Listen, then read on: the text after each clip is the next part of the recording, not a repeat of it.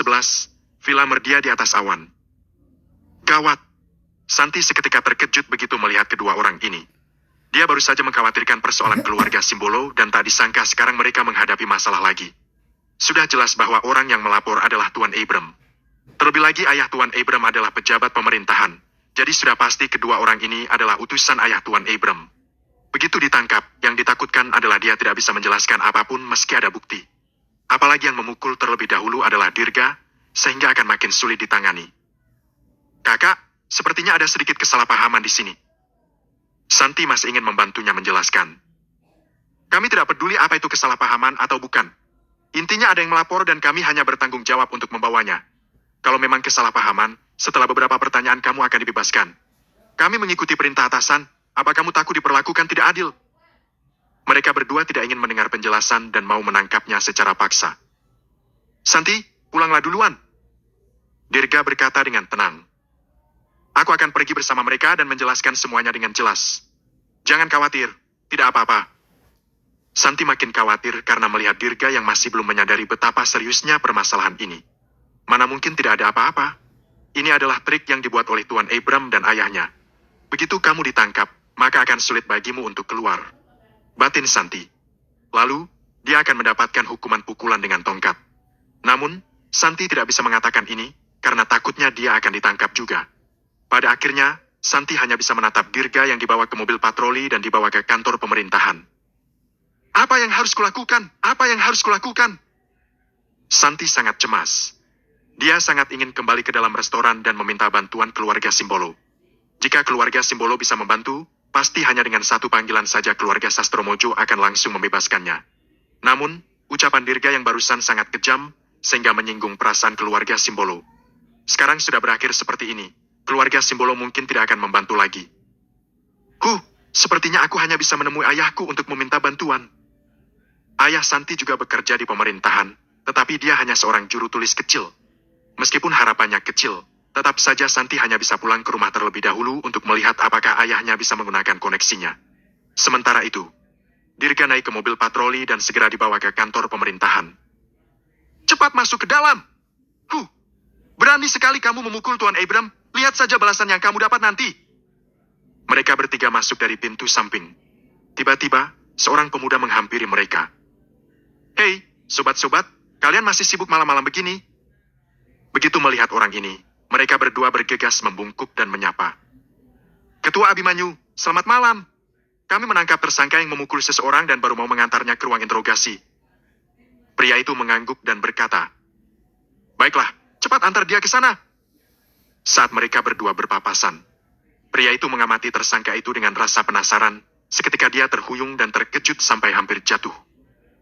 Tuan Satria Dirga, apa benar ini kamu?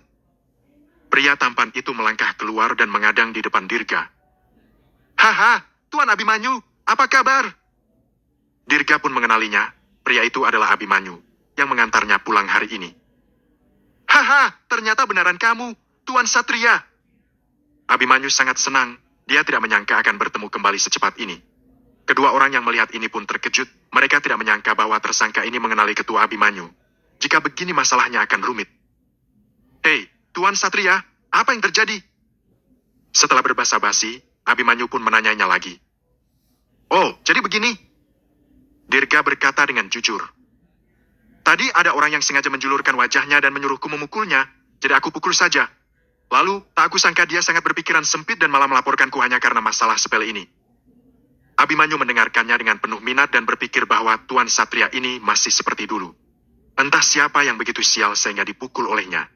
Namun, begitu dia mengetahui bahwa orang yang Dirga pukuli adalah putra Tuan Arman dan penangkapan Dirga ke sini juga merupakan perintah daripada Tuan Arman tanpa melalui proses formal persetujuan. Abimanyu pun marah dan berkata, Tuan Arman benar-benar berani sekali.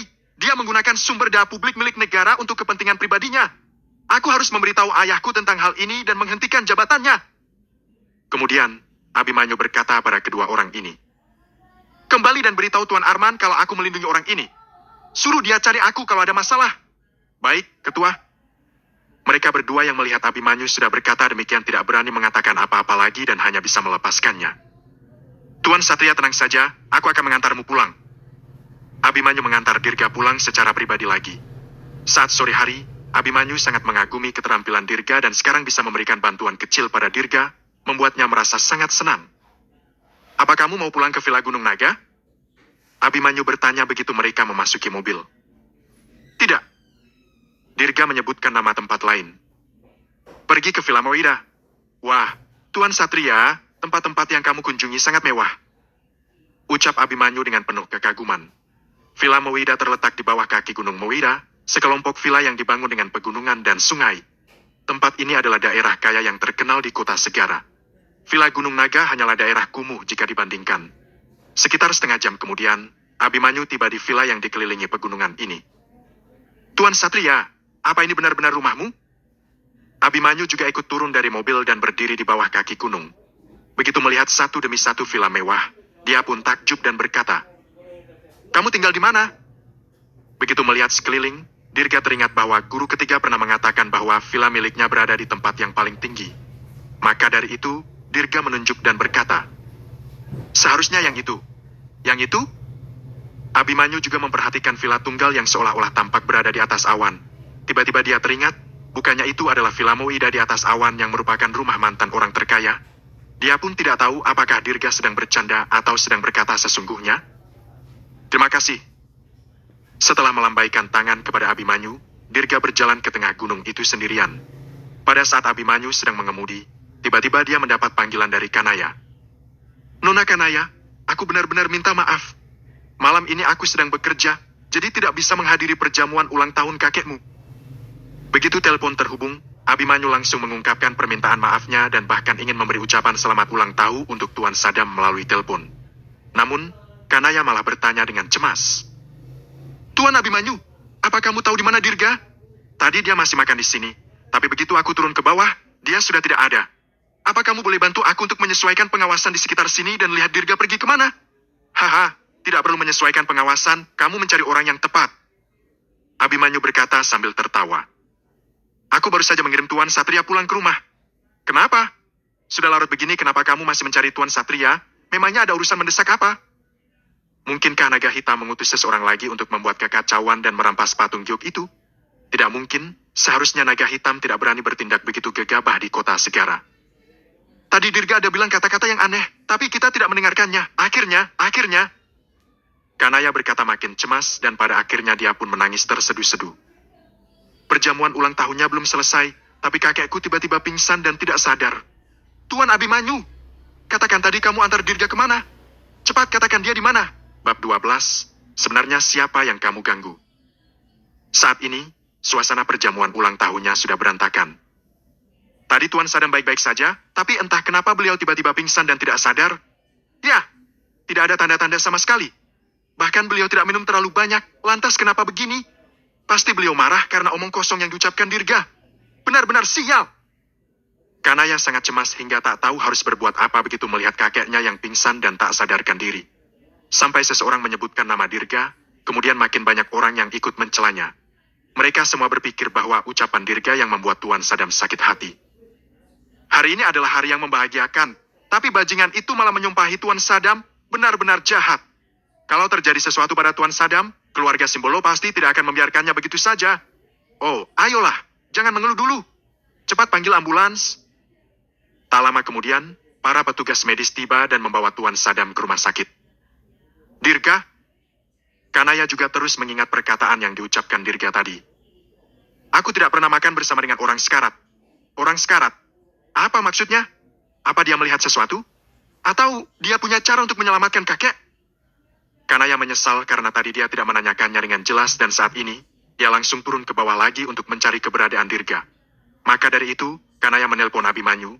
Dia ingin menyuruh Abimanyu untuk menyesuaikan pengawasan di sekitar, agar bisa menemukan kemana Dirga pergi. Tak disangka, kebetulan sekali Abimanyu baru saja mengantar Dirga pulang. "Villa Moida?" Kanaya ingin segera pergi untuk menemui Dirga. "Nona Kanaya, menurutku lebih baik kamu jangan ke sana dulu." Pada saat ini, Abimanyu yang berada di ujung telepon menasihatinya setelah memahami penjelasan singkat dari permasalahan ini. Walaupun menemui Dirga sekarang pun tak ada gunanya. Tuan Satria hanya hebat bertarung dan tidak tahu keterampilan medis apapun. Jadi sebaiknya kamu ke rumah sakit dulu untuk memeriksa kondisi penyakit Tuan Sadam. Abimanyu khawatir akan terjadi sesuatu pada Tuan Sadam malam ini. Dan jika Kanaya bolak-balik seperti ini, takutnya dia tidak akan melihat Tuan Sadam untuk terakhir kalinya. Hari ini sudah terlalu larut, walaupun kamu kemari, belum tentu Dirga akan bertemu denganmu. Apalagi aku juga tidak begitu tahu Dirga tinggal di villa yang mana. Kalau tidak begini saja, tunggu sampai besok kondisi kakekmu stabil. Aku akan menemanimu untuk menemui Dirga dan meminta penjelasannya. Begitu mendengar ucapan ini, Kanaya merasa apa yang dikatakan Abimanyu masuk akal. Dia harus memprioritaskan hal yang penting terlebih dahulu, jadi dia lebih baik sekarang pergi ke rumah sakit dahulu dan besok baru pergi menemui Dirga juga belum terlambat. Omong-omong, Abimanyu mengingatkannya lagi.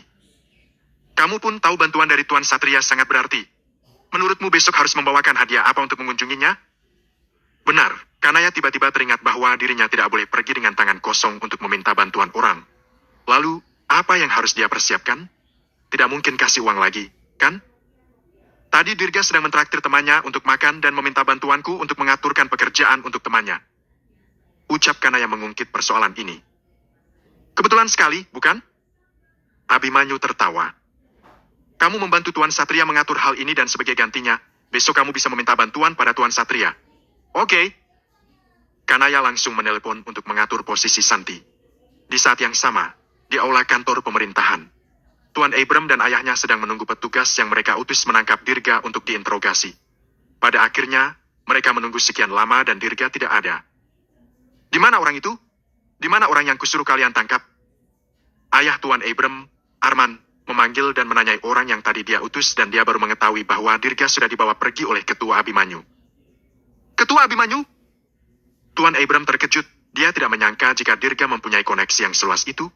Tidak hanya Nona Kanaya, tetapi dia juga mengenal Tuan Abimanyu. Sebenarnya siapa orang yang kamu singgung? Arman juga jadi agak gugup.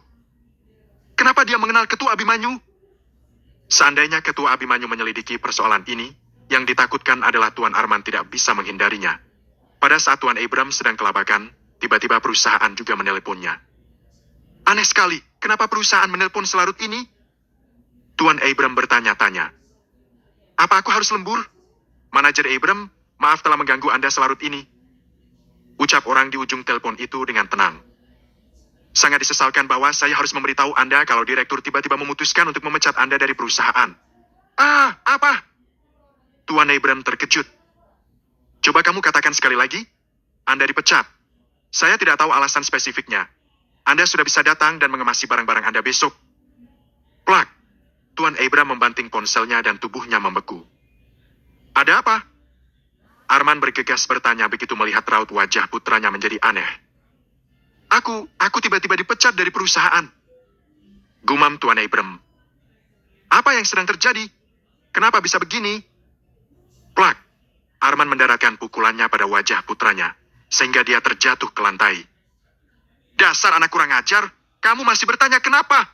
Sudah jelas itu karena kamu menyinggung perasaan seseorang yang tidak seharusnya kamu singgung. Kemungkinan orang itu adalah Dirga yang malam ini mau kita tangkap. Aku juga hampir mati karenamu. Pada saat ini, terdengar keributan dari luar.